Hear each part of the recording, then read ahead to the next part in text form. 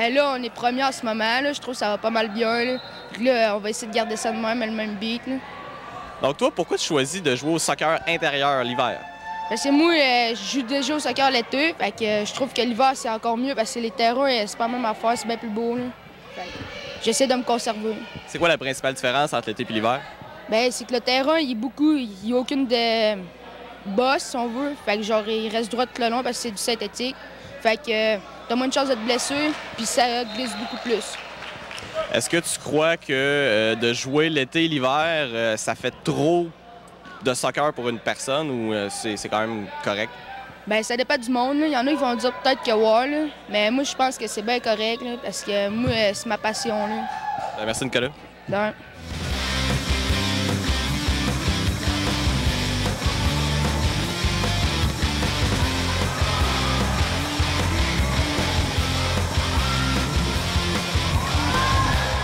Bien, en ce moment, ça va super bien. On est premier. Dans quelques minutes, on va faire nos séries. Bien, on espère que ça va aller bien.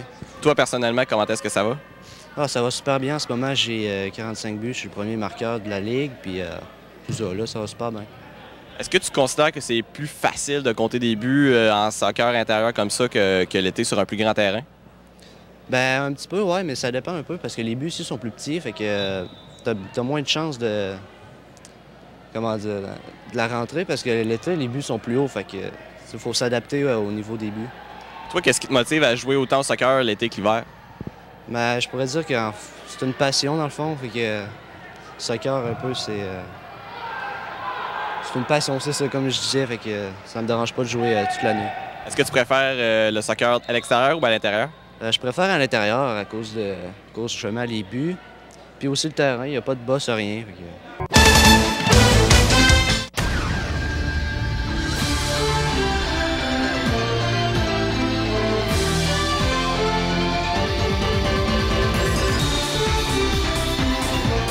Je me trouve présentement au gymnase de l'école secondaire Mont-Sainte-Anne en compagnie de l'entraîneur du volleyball juvénile féminin avec Steve Lachance. Bonjour. Bonjour.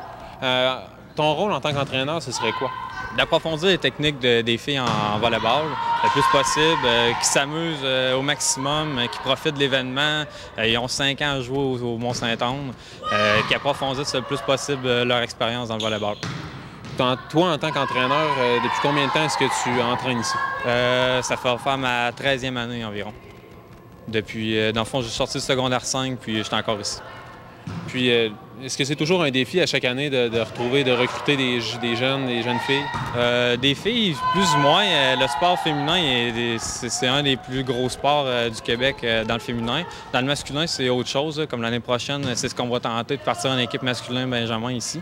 Ça fait environ 5 ans qu'il n'a pas eu, fait qu'on approfondit là-dessus. Puis, je sais que vous allez participer aux régionaux. Est-ce que vous avez connu une bonne saison depuis le début? Oui, cette année, ça a été une très bonne saison. Les filles sont montées jusque dans le 2A. Là, on fait les régionaux 2B. Ils ont manqué leur chance cette année. Mais on a des bonnes chances de remporter une bannière là, cette année ou une médaille. En tout cas, on veut vraiment une médaille. C'est ce qu'on veut. Puis au niveau de la relève, est-ce que il y a du cadet, est-ce qu'il y a du benjamin qui s'impose puis qui va pouvoir prendre la relève de celles qui partent cette année, justement? Il y a déjà une équipe de cadets qui est en formation présentement. Il y a 2 filles de l'équipe juvénile qui vont jouer avec eux l'année prochaine. C'est sûr, sont en plein apprentissage, de nouvelles filles. On va voir qu'est-ce qui va arriver avec l'avenir. Puis on intente le masculin l'année prochaine aussi. Puis justement, tu parlais que ça faisait 5 ans qu'il n'y a pas eu de volleyball masculin. Qu'est-ce qui fait que les gars sont plus réticents à venir jouer au volleyball? Bien, je dirais que c'est un sport méconnu un peu dans le masculin. Les jeunes pensent plus que c'est un sport qui n'est pas vraiment physique, mais c'est tout le contraire. Ça demande beaucoup de cardio, c'est très physique. Ça demande tous les muscles du corps travaillent, puis c'est très intense. Hein. Là, on entend les filles depuis tantôt. Ils ont l'air d'avoir beaucoup de plaisir à pratiquer, puis ils sont en train de faire justement une pratique. C'est même pas un match, puis ils ont vraiment beaucoup de plaisir. Comment est-ce qu'on fait pour développer des exercices, ou ça serait quoi les exercices pour qu'il y ait du plaisir? Oh, c'est une bonne question. On essaie de travailler sur les points positifs des choses, puis les pousser, puis repousser leurs limites le plus possible.